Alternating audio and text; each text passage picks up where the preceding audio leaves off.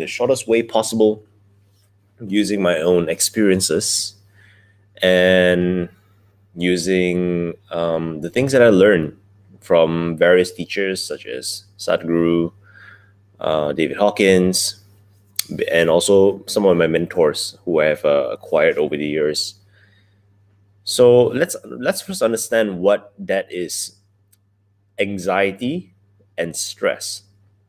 The way I now, when most people think about anxiety and stress, or rather, when most people are experiencing anxiety and stress, at least it's true to me. Back then, when I experienced it, the first stage just comes the realization. And anxiety, it's a very unique beast. It drove me to be awake at night, constantly thinking and thinking and thinking, overthinking. Some may add about what's going to happen tomorrow, about what I must be doing tomorrow. And my anxiety triggered from having a to-do list, which is too long, that I do not have the time to settle. So when this happens, when my workload starts to add on, starts to stack up more and more, it becomes this this feeling of like a vice grip on my heart. I'm sure if you guys are experiencing that, you can tell as well. It feels like a vice grip on my heart that gripped me, that to a point it feels like, something needs to happen now. And when it comes to stress, the trigger usually would be interactions with people.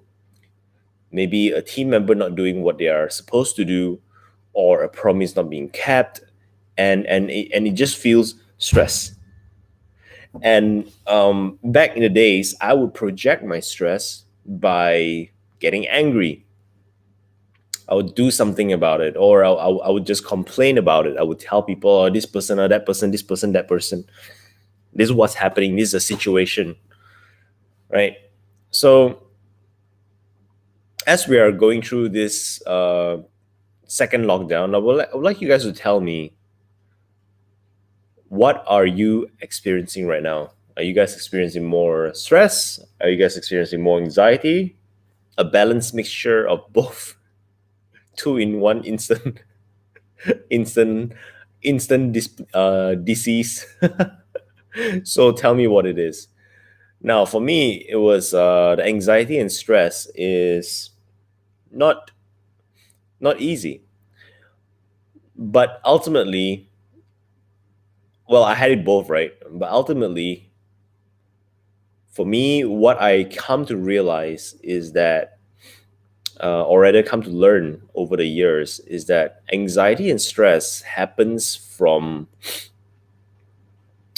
an overactive imagination. It is about the consequence. It is about worrying about the consequence, about what might be. What might be, what is yet not done. It is usually brought about by this tendency of the mind to look at all of the steps which is not yet taken, and the feeling and the urgent need to complete it, at war with an internal an internal conflict, or a perceived internal limitation. I don't think I can do that, but I must do that. But I don't think I can do that, but I must do that. But I don't think I can do that, but I must do that. And this goes on and on and on and on and on, until we just completely ignore it. So,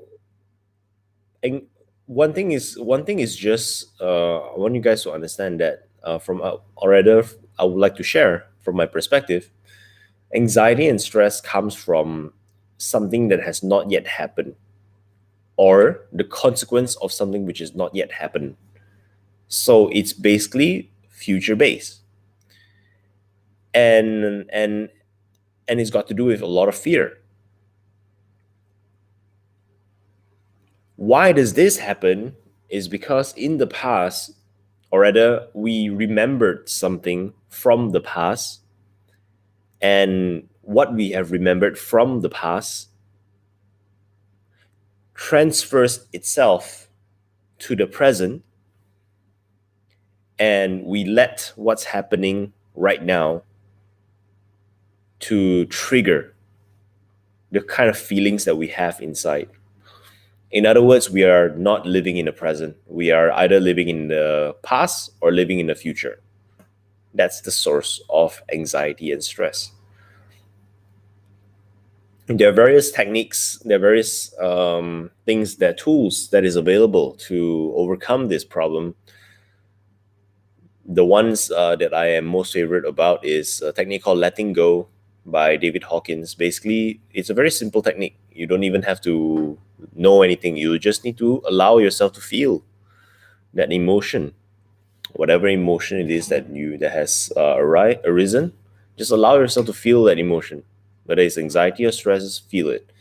And the reason why this happens is because the mind's default mode of handling unwanted emotion is to either suppress and repress, or escape, or project. So suppress and repress means you put it in, lock it in, put it down, throw it away, lock it in the deepest, darkest crevices in your heart, jam the door shut, make sure it does not get released. And the other way would be to escape, either escaping through pudding, don't. Okay, see, my cat is projecting towards the camera. She is bothering the camera. Pudding, stop it, Pudding. No, see. No.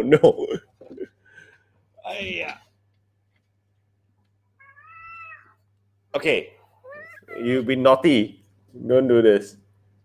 I'm trying to do a stream here and you're bothering me. Maybe this is pretty comfortable, huh? You want my attention? Yes? Maybe I shall talk like that, yeah? So, next way is escapism.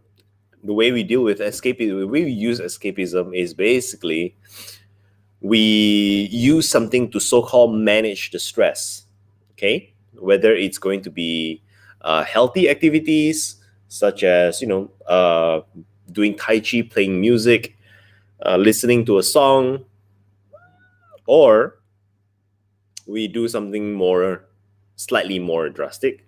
We eat our favorite food, eat ice cream, we watch Netflix, we play a computer game. Basically, anything that we do to so-called unwind. Anything that we do to so-called unwind falls within that spectrum of escapism. And when we do that, unfortunately, over the years, depending on what is the degree at which you do this, if you do something which is drastic, like really drastic, okay? If you have anxiety and stress, and if your coping mechanism would be something as drastic as, let's say, taking drugs, this is gonna be very, very, very short-lived. Short-lived meaning just lasts like a few hours, lah.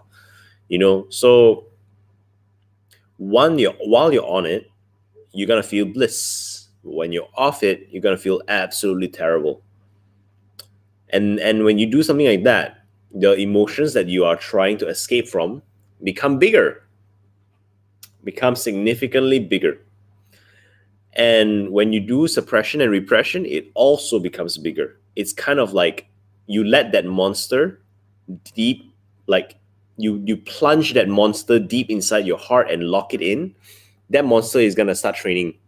That monster is gonna start becoming bigger and bigger in lockdown. Unlike us, we can become weaker and weaker. The monster become bigger and bigger. And finally, projection. Projection meaning you start to see yourself in various places, various things. When you're interacting with people, you have this judgment of them. What? I put you up and you want to disturb my camera? I put you up, you want my attention? I bring you down, you want to bite. Okay. When you project, what happens when you project is that you start to take it out on things, take it out on people. So when that happens, the emotions become bigger and bigger as well. So unfortunately, something which is small, a small source of anxiety and stress. Okay, pudding. A small source of anxiety and stress snowballed up into a big source of anxiety and stress. So initially, it's just a small thing, but the mind make it into something very big, until to the point where it becomes unmanageable, to the point where it manifests into a physical symptom of pain. So how do you overcome all of that? You just let it go. So I'm curious a little bit because I'm thinking of doing a certain process called instant peace, and I want to do it end of this week. How many of you might be interested to participate in this experiment where I hold a session to help you guys find relief from anxiety and stress? Type it down in the comment. I look forward to hearing from all of you. In the meantime, I'm gonna run off now. I think I need more sleep. Yesterday was a disturbed sleep. I'm gonna run off now, and I'll see you guys tonight at 6:45 p.m. In the meantime, stay healthy, stay safe, stay true. See you soon.